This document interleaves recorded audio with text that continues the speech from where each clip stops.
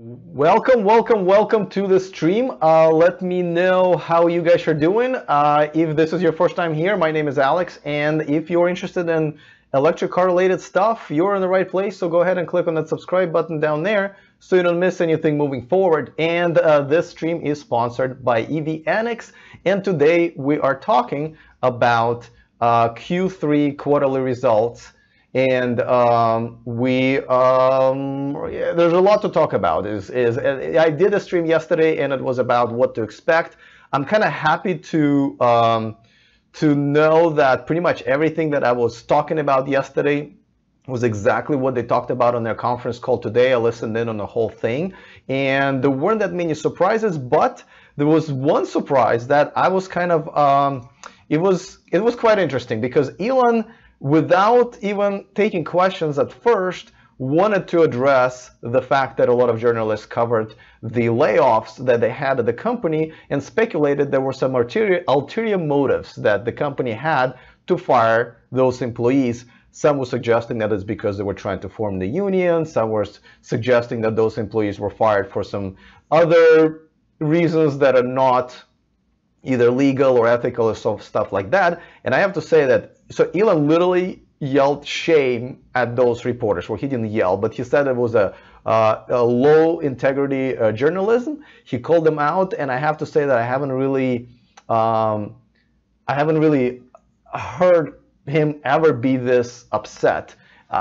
So I'm assuming that out of all things he could have called people out on, if he's calling them out on this particular thing, I think it was something that maybe was close to his heart, and he wanted to address that straight up, and he was obviously upset about it. Now, I have to say that almost every outlet that I follow and a YouTuber who covers Tesla and electric cars have addressed this, but no one really took sides.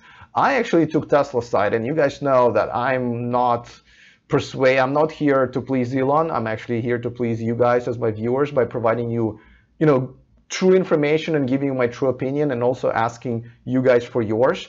But every time the story came out, I was very much on Tesla's side because I'm here in Silicon Valley, and this is not an uncommon practice to let go of your employees who are not performing well. You do those reviews either once a year for the entire company or every year since that employee started. And then you have layoffs, and that's perfectly fine. I think the total was only a couple of % of the entire company. And to be honest with you, I think it's a good practice. I wish more companies would do that. I wish Starbucks on the corner would do that. I would wish the Home Depot for sure would do a lot of that. That way, basically, these are the people who are getting on our way of getting our Model 3s. That's what it is. And there are no evidence that this is something that there are no evidence that there was any kind of ulterior motives and some employees were targeted. Now, if there were evidence, then I'm willing to talk. But without it, it's just speculation. And I kind of have to agree with Elon. Shame on those who speculated that in any way kind of threw more gasoline, no pun intended, on this fire. So the only person that I know who spoke about this as sort of against Tesla is this guy Ben of Teslanomics. He actually has one of the biggest Tesla related channels on YouTube, and he was pretty harsh on them, though I think his point was that they must not hire well if they have to let so many people go. Why did they hire them in the first place? I still don't agree with Ben, and I think Ben should know better. I believe he's in the high-tech industry himself, or at least used to be. He should know that obviously when you hire people, you don't know. Sometimes they're performing very high in their previous companies, but then they don't mesh with their new company policies or team or product, and they're just not a good fit. And some people just have circumstances change, and they are just not good performers, and they should be let go. I would be interested how Ben replies to this. I don't know if he even listened to the call, but Elon was definitely very upset about those who covered this negatively and gave it any kind of validation. So that was something that was interesting. Now let's dive into the numbers. Yesterday I said that most people are expecting, and most importantly Wall Street expecting, about just a bit under $3 billion revenues, and that's what they pretty much reported. They reported a little bit more than everybody expected, but the loss per share was significantly higher, about 20%. So I believe they were expecting $2.29 per share loss, and it ended up being $2.92 loss. And that the stock was already going down ever since the report in the morning and after hours. As you can see on the chart right here, it's kind of going closer to 300.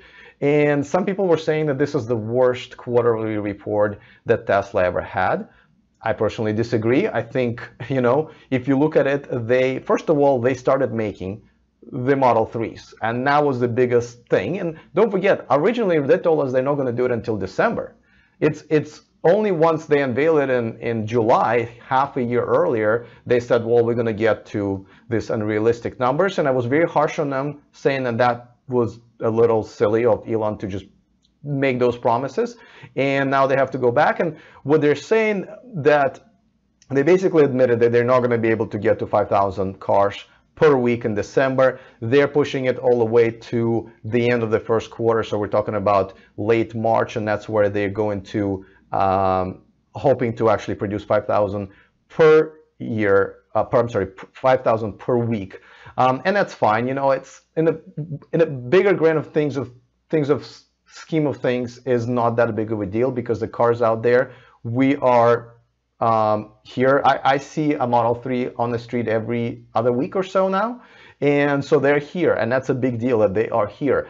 He did mention that basically there are some bottlenecks, and he's literally there day and night, looks like at the Gigafactory, and that's where the problems are. But he's saying, listen, most of our machines are operating at 1,000 parts per week, and they can produce 1,000 cars right now, but they can only go as slow as their slowest machine or slowest part. So that's the pace they're going on. Now, one of the reporters asked him, and he said, hey, you know, can you tell us what is the rate right now?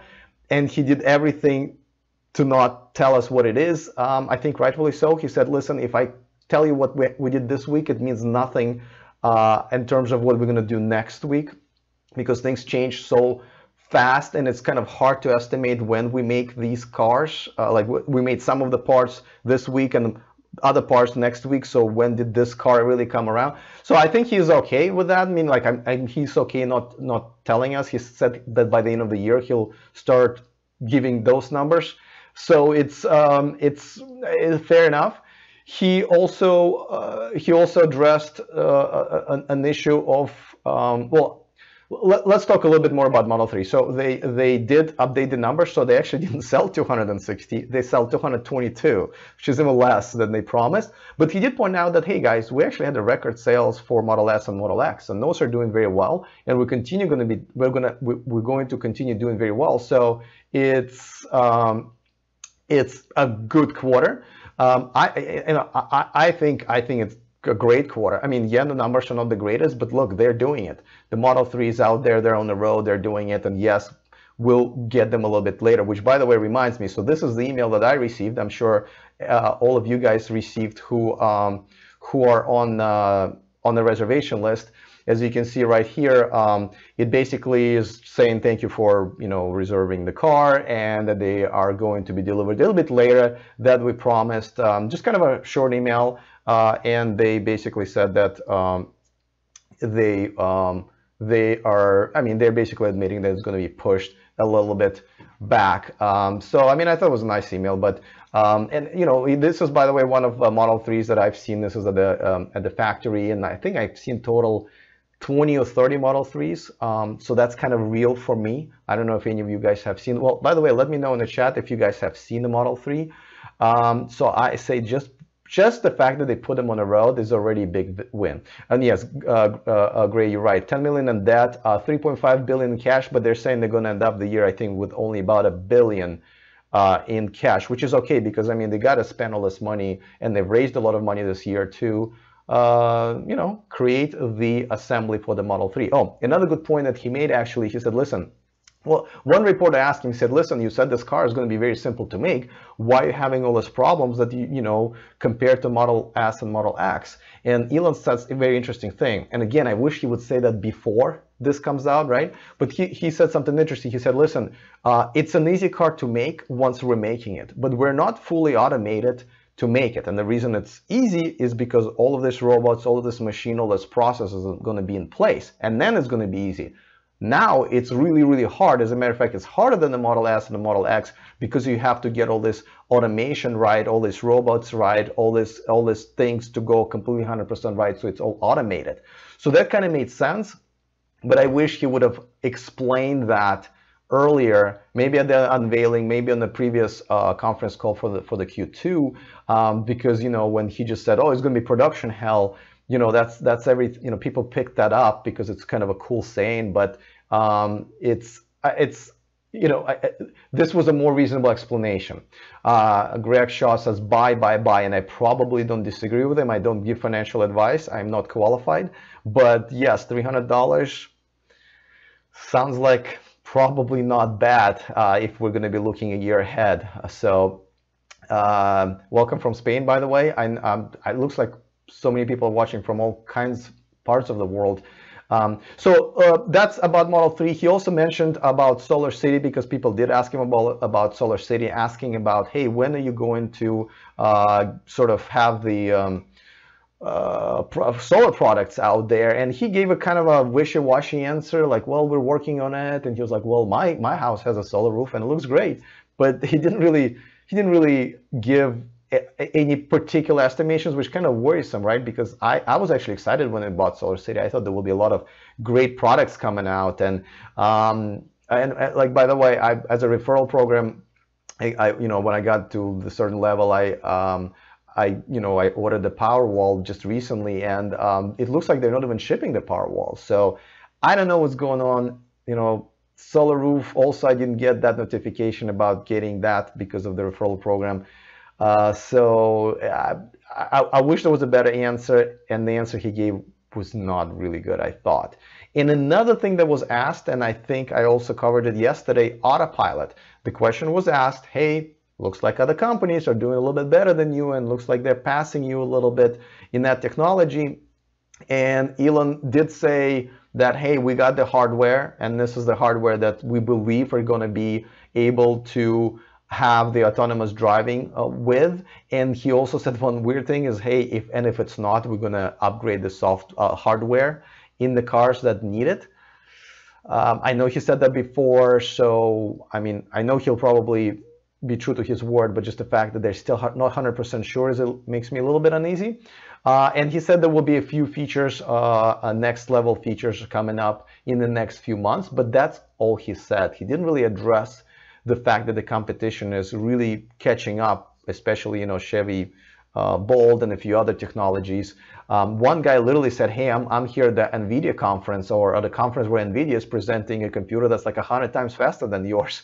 So that was a little bit bold of him, and I thought it was kind of cool, but Elon did not really, it didn't really faze him.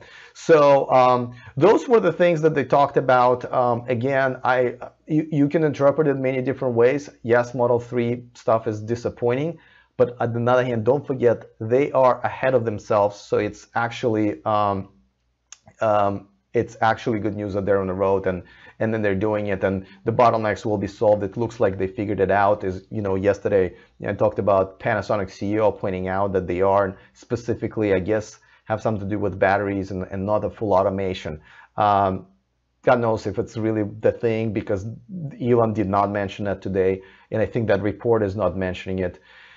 So so that's where we are. I think this was a good report. I know the stock, you know, has been tanking a little bit, but then, you know, you guys are right. Gray just said it. Just go ahead and buy it if you think that's low. I think it's low. I just bought a house, so I can't really buy more stock.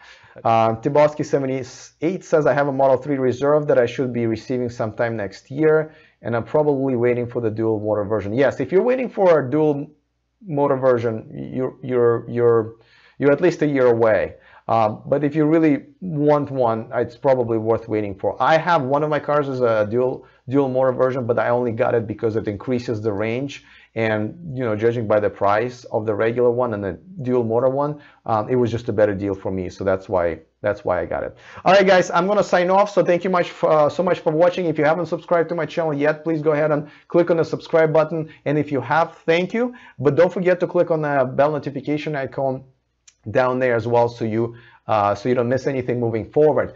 Thank you so much for joining me. I had fun once again. Thank you for everybody who was chatting in live chat. I will see you guys next time, and remember to stay charged.